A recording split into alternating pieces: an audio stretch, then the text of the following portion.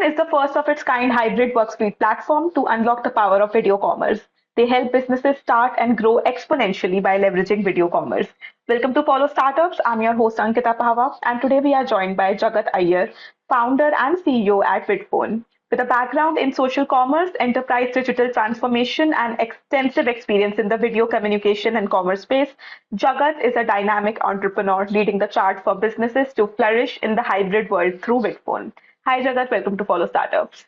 Thanks for having me, and big hello to all the viewers, and I'm happy to be here. Thank you. It's great to have you here. So, to kick things off, could you please introduce yourself and share a little bit about your journey that led you to found Vidphone? Yeah, so I'm an NIT grad. NIT Prayagraj. Back in the day, 2010, I started my entrepreneurial journey.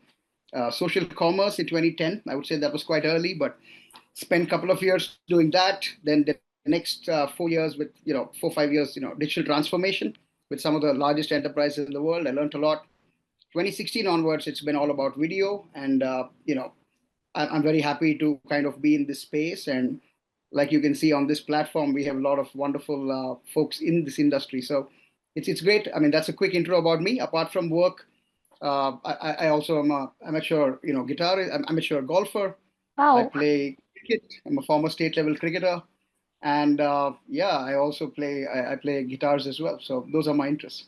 And we're a Bangalore based company, proud Bangalore boy. Yeah. Thank you so much for sharing that. So now I'm really curious about understanding how Vidphone is not just another video conferencing platform. So tell us, what is Vidphone all about and what are the key problems that you are trying to solve? No, great question. So as I said, our work with video really started in 2016. We launched India's first video chat app, and probably this was well before some of our larger competition were on the Play Store as well. We launched well ahead of most of them. Then it was about what we do now here, which is video chat. And for a while, even after pandemic, it was about video and video meetings. So we launched the browser-based, meetings well before, the larger competition from here in Bangalore. But as I keep saying, there's always evolution. And what we tried to solve in 2020, 2021, we cannot look at the same tools to solve the problems of today. And I think today video communications has become default compared to 2019. 2019, very few people were on video. And one of the great things that's happened in the industry is that, almost everybody today is on video. But video communications is not enough. We always believe in, what's next beyond this, which is definitely video commerce. Already it's like a $500 billion industry. The whole conferencing industry, video conferencing industry is like anywhere between 10 to $50 billion globally, like depending on which research you look at. But video commerce is already a $500 billion industry, and it's going to be a 2.8, $2.9 trillion economy in the next few years. So for us, it's really about taking those who are already on these platforms and giving them tools to do what's next, which is to do business, which is to drive customers, to do marketing, sales, support, all in one platform. So the simple way to say, and because we're always compared with our larger competition, and I'm very happy about that. It's very nice to be spoken of in the same sentence. But frankly speaking, we take video conferencing or this to be assumed. And what's beyond this? We look at, how can we help entrepreneurs and businesses gain customers and provide a superior employee experience? So we're very focused on that. I always say, back in the day, I don't know, how old you are, Ankita, but I'm like, going to be 40, 39. I don't look 39, but we used to have PCO booths, right? We used to have those phone booths. And that was a time when none of us had phone numbers. Very few houses had landlines in India, the dialing landline. And video conferencing like this, like we had to rejoin 40 minutes and all this stuff. It's very much like those phone booths. You don't have your own number. You need to go and, keep extending. So to me, we are in that space, and what's next? Everyone had their own phone number. Not only could people on one platform call on the same platform, but they could call, like if you're an Airtel, you're not only calling Airtel users, you're calling Jio, you're calling Vodafone. So that's the evolution that's going to happen in video. So it all starts with your video identity. Vidphone.me/Ankita Pahwa is how, is what your address is. So once that happens, you begin to see a lot of other things happen. So we're about providing that secure video identity for people. So, what are some of your core offerings? all of our offerings are around external communications and internal communications, two main things. Now, typically, what does a business want? The business wants to do marketing, which is to get the word out about the brand, get some leads, nurture those leads, get them into a sales conversation, convert them to customers, and then support that customer. So three big functions like marketing, sales, and support. So we have tools that help you do that. And internal communications. We have advanced communication tools, not just scheduled video meeting links, because everyone hates them, right? So we have basically a virtual HQ, which is it's like an office floor plan, video enabled. So it's very much like you're all sitting in the same office and you have conversations. Happy to take you through a demo sometime, but we offer advanced tools on both customer and employee engagement. Interesting. Okay. So I noticed that you recently introduced a video marketing automation tool in the dashboard. There was also something called VCRM. So we'd love if you could just walk us through some of these features and explain how they help businesses create seamless and those engaging customer journeys. No, that's a great observation. I really appreciate the fact that you actually went and observed these things. These are the advanced features we're talking about. So today, webinars are the go-to way to kind of drive awareness about your brand, right? When was the last time you saw a YouTube ad which says, "Hey, welcome to my ₹9 webinar," right? So it's taken over the industry. It's taken over, in fact, the whole of advertising and marketing. But most people do webinars in a very sporadic manner. Like I ask people, "What's your webinar conversion rate?" Which is really the only thing that matters. It's like out of 100 people or 1,000 people attending my webinar, how many are actually buying? What's my percentage? So, for example, VCRM is the world's first video-first CRM. So CRMs were built pre-pandemic. You would meet someone at an event, take their card, they enter it into your CRM and stuff like that. But today, this whole funnel is from webinars, nurturing those leads, getting them to a sales conversation and closing. And so VCRM is built specifically for that, for webinar funnels, for webinar campaigns.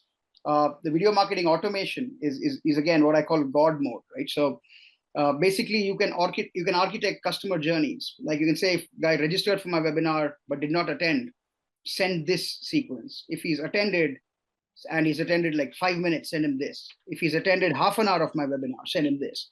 So you can really architect these customer journeys. You can also use video mail and some advanced tools. So that's these are the two things. One is marketing automation, video marketing automation, which I think is, it in fact is more, I would say, productive than a chat GPT, because you set it once, it keeps on running. And VCRM is industry first, video for CRM. So there are other tools as well, like some super awesome stuff that we have. I hope Vidphone may become the new normal soon, very soon. So Jagat, tell us, who are the primary users of Vidphone? Is it mainly for startups and small businesses, or do you also cater to large enterprises? During our journey, and we're not an overnight company. We've been there for a while. So we really have customers across industries, across size, ranging from startups. We're at NASCOM startups and we're part of a lot of ecosystem. So a lot of our friends, other startups use it. We have a lot of SMBs, like not necessarily, you would say, enterprises, but also mid-level companies. And of course, we have very large enterprises like, be it Stellantis, one of the largest car companies in the world, be it, the government of Karnataka. So it is like, I asked the question, who needs the telephone? Everybody. So video and video commerce is like that. Everybody needs it, right? It's like, who needs email? Everybody needs it. So for now, our customers have been spread across all three, which I think is a good thing. But we have a very special focus towards our own ecosystem, which is the startup, small businesses. We really want to empower them with these tools. So yeah, our dream would be to actually empower more on the SMB and startup side than just catering to enterprises. Because I think my enterprises have a lot of options that they think they have. But the small businesses needs these kind of innovative tools. And that's what I think startups are about. So we are we're focusing more on startups and SMBs, yeah. That's impressive, Jagat. And although you've named few of your customers, I'm sure our viewers would love to hear about some of your other existing clients. So could you share the names of a few and tell us about the specific use cases of Vidphone that they are particularly fond of? Sure. So, I think many of you may know of a brand called Citroën, which is like a car company, the Citroën C3, the C5 Aircross. So this is one of my dream kind of engagements, because we were selling during the pandemic, we were selling cars on video chat, which is unbelievable. Like you're talking of a 30 lakh transaction on video chat. And most times I ask people, what's the maximum ticket size you do on online? The maximum you would do is probably a MacBook Pro, you would buy on Amazon. It's like 3 lakhs or something. So I'm talking of a 30 lakh product. And soon we are looking at real estate. We have certain partners. And looking at names, okay, so Thai Bangalore has been a customer, where Thai Bangalore is one of the largest, networking and business communities, business groups, I think you'll know. So, happy to power their hybrid events. They also had other tools, but they see how much advancement we bring into the game, where you can take in-app payments. You could basically, you could do a lot of things. You could basically a lot of advanced features. So, and that was also an all-women event. I was very happy to power that because hybrid work I always think is a leveler for women. I think it's a big advantage, the fact that they can stay at home and they can during the maternity side. So all of these things are very important, and this had to happen anyway. So that was a great initiative, Thai women, which we did, Thai Bangalore. The government of Karnataka, it's called Know Your Startup. It's basically the Karnataka government where they engage with about 12 different departments in the state government, and then basically taking out the message of what they have done, what's the update on the startups. It's like a webinar series with different departments. So that was great to see. A law firm in Chennai, Ishwar's law firm. Uh, One of the best stories, because we have a tool called the Virtual HQ, and before, like Slack, and some people use Slack and all these tools, but when you look at other firms, they typically are just like doing scheduled video meetings, and they use our office. One person from that firm started using our product, and within about a week, there were over 25 people from that organization checking in 3 times a day, at 9, at 1, at 5, and that was brilliant to watch because it just showed like how wonderful that is.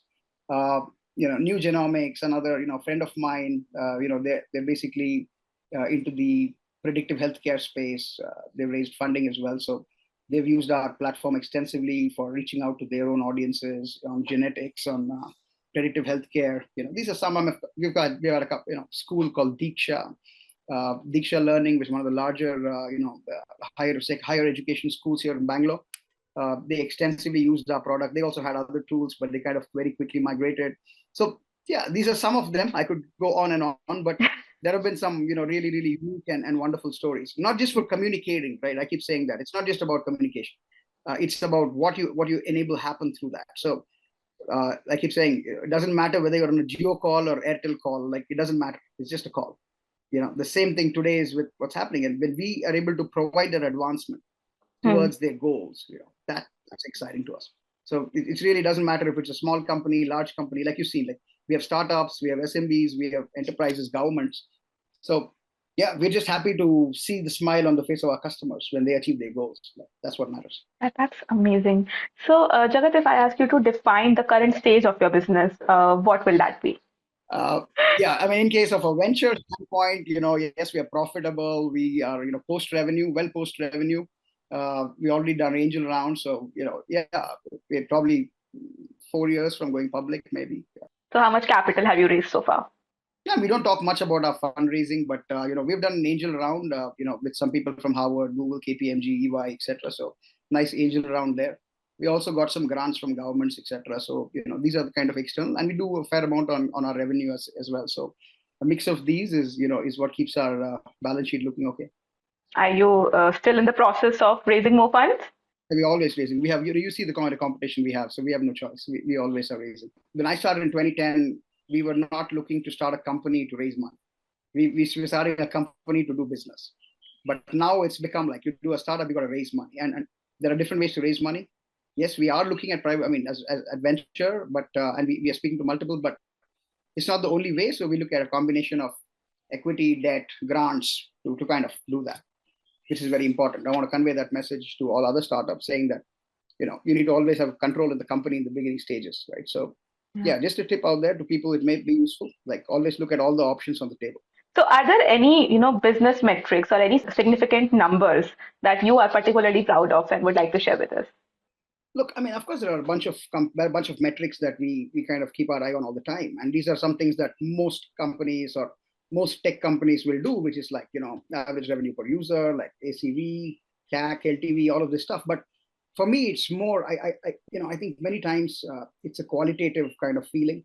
Uh, I don't always look at only numbers. Sometimes it's like I'm also a cricketer. There are many times that you bowl very well and you get no wickets. And sometimes when you bowl a full toss or you bowl a short ball and suddenly you get 3 wickets and your stats look okay. So, but you've not actually bowled very well that day. So I don't really look at business purely from a quantitative. I think there's an over dependence on data and this kind of metrics. Metrics are great, but at a stage that we are at, I think we have to look at more the qualitative value that we bring. So I don't know what kind of metric it is to set when I sell a 30 lakh car on video. There is no benchmark to that. So, it may not seem like any sense at all, but I know what that's impacting. So many of these things we look at, like I told you, like one of the things is virality, where how many people does one person bring into the platform? Because conferencing is like that. You send a link to me, automatically you're sharing it.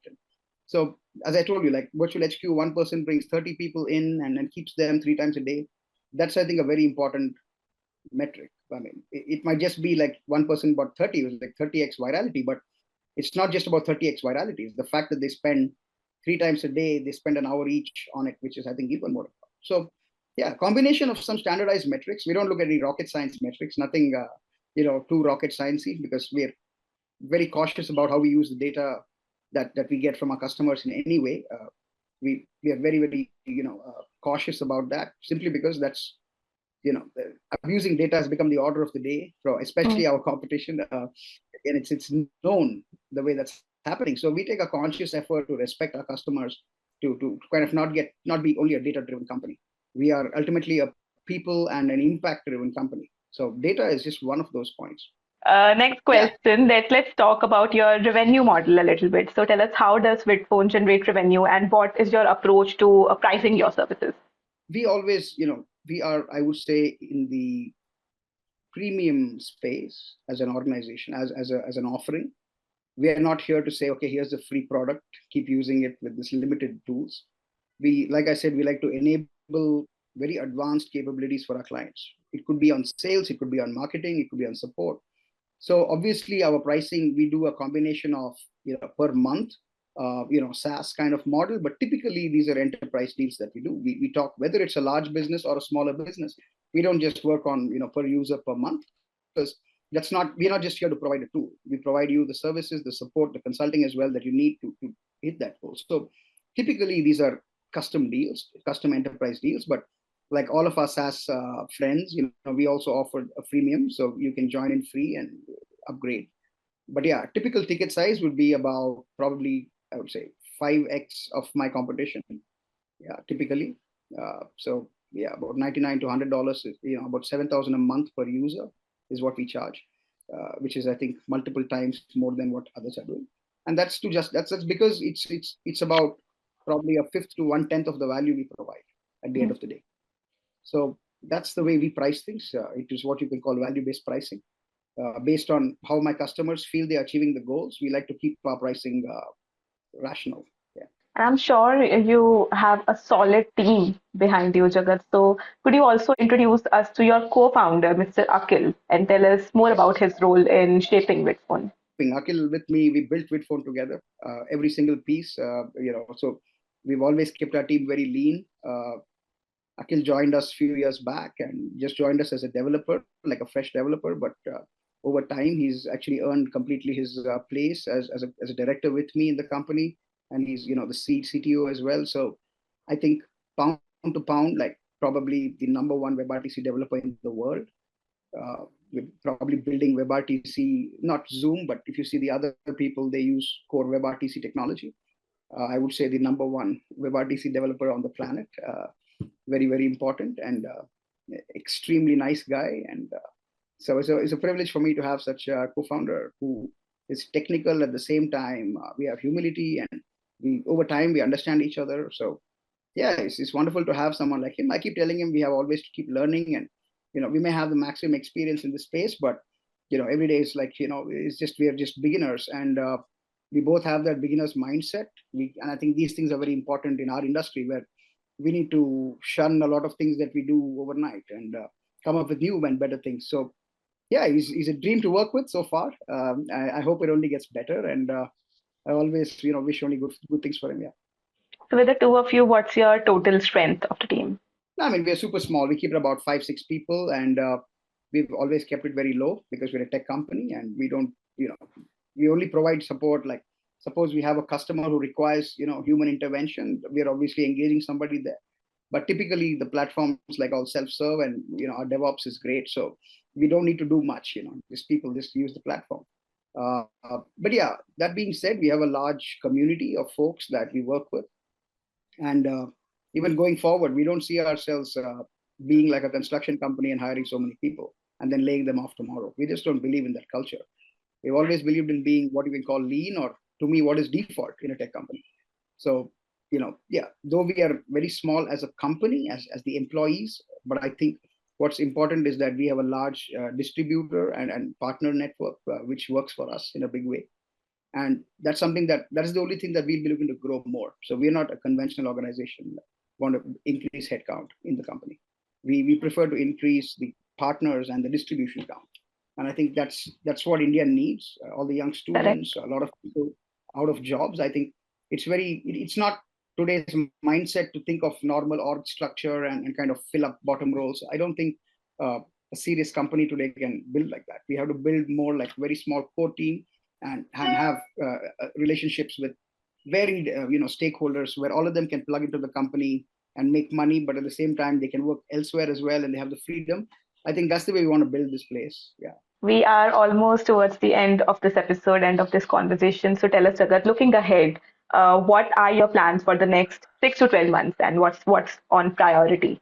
Well, do what we do every day. I mean, I really, at least the past 4 years, since 2020, where we've had, I would say personally as a founder, I probably had the most competition compared to anybody building a startup at any time. To be honest with you, nobody, when I was building in 2018, 19 video chat in India, I didn't expect the pandemic to happen and all of that. So I would say like for us, it's very crazy to set rules and we don't know what's going to happen, but important that we are better than yesterday. And that's like the most important thing. We do that consistently, we'll be the best. And that's pretty much all we want to keep doing. As I said, like I've run the company, for a while, run business. So I don't look at the next 6 or 12 months anything different from the practice that we have that we want to just keep doing and get better. This is straight out of curiosity. Tell us what emerging trends do you anticipate shaping the future of video commerce, and how is Vidphone adapting to capitalize on these trends, maybe? No, it's a brilliant question. I think video was to happen long back the way it's happening now. It's very surprising that 2019 we were all not on these kind of calls. We may have been occasionally on a Skype call or emo or whatever, but nothing like what it is today. And that kind of still shocks me, which is why I built it in 2016. And what I see trends going forward, I'm always a peer-to-peer guy. Like, I think we're going to see a shift from a few organizations doing everything to a very decentralized or a distributed. I would use the word distributed more than decentralized. I think there's over emphasis on this word decentralized, which is what this Web3 community is about. We're talking about decentralization. I believe in distribution more. I always believe that the strategic and planning should happen centrally. The execution can happen decentralized. You cannot have strategy being done decentralized. So to me, that's not making sense. So I look at distributed and very specifically peer-to-peer technology is going to be the biggest thing. Forget about a big thing. It's going to power everything in the future, be it commerce, be it communication, be it logistics, finance, everything is going to be peer-to-peer.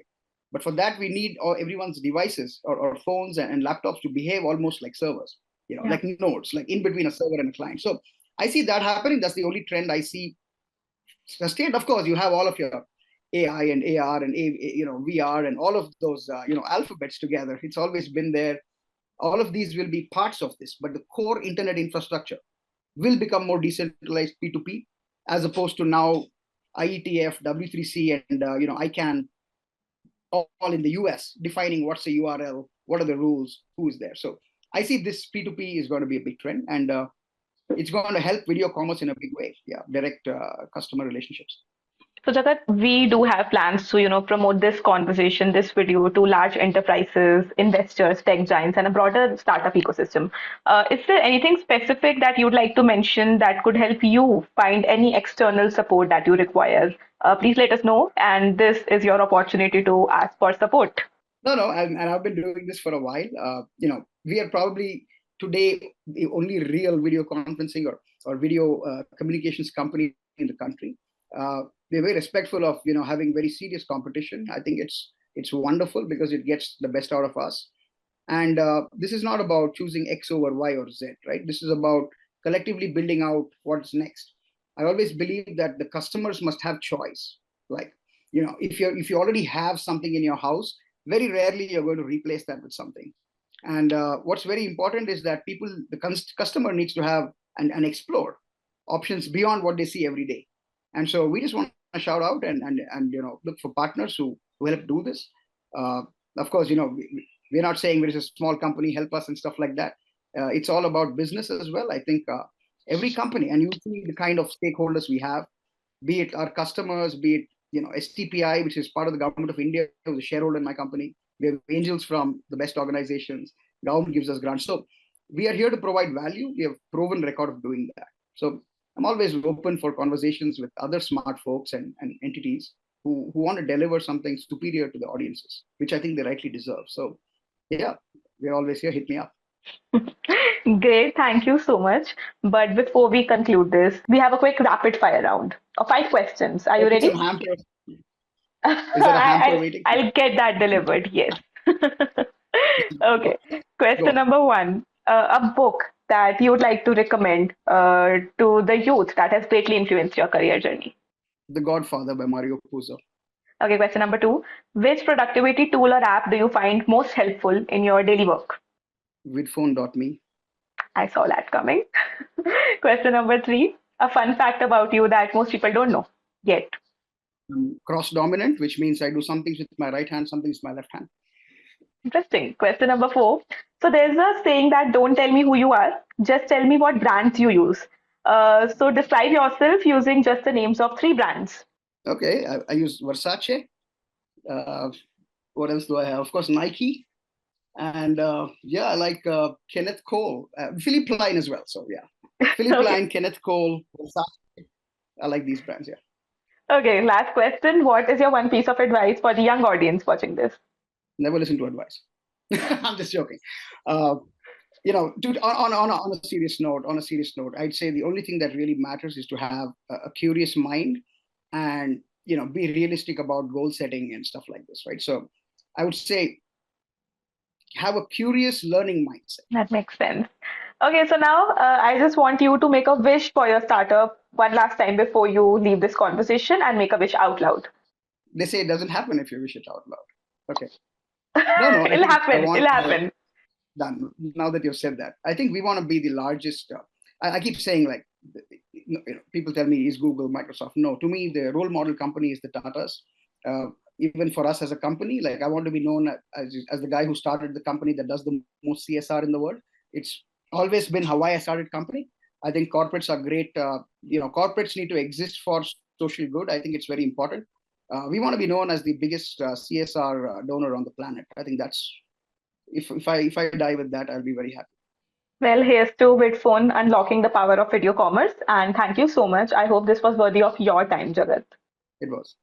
Thank you so much. So if you'd like to stay updated with the latest developments and business insights from Vidphone, make sure to follow their channel on follow.us/startups. Thank you so much for watching, and I'll see you in the next one.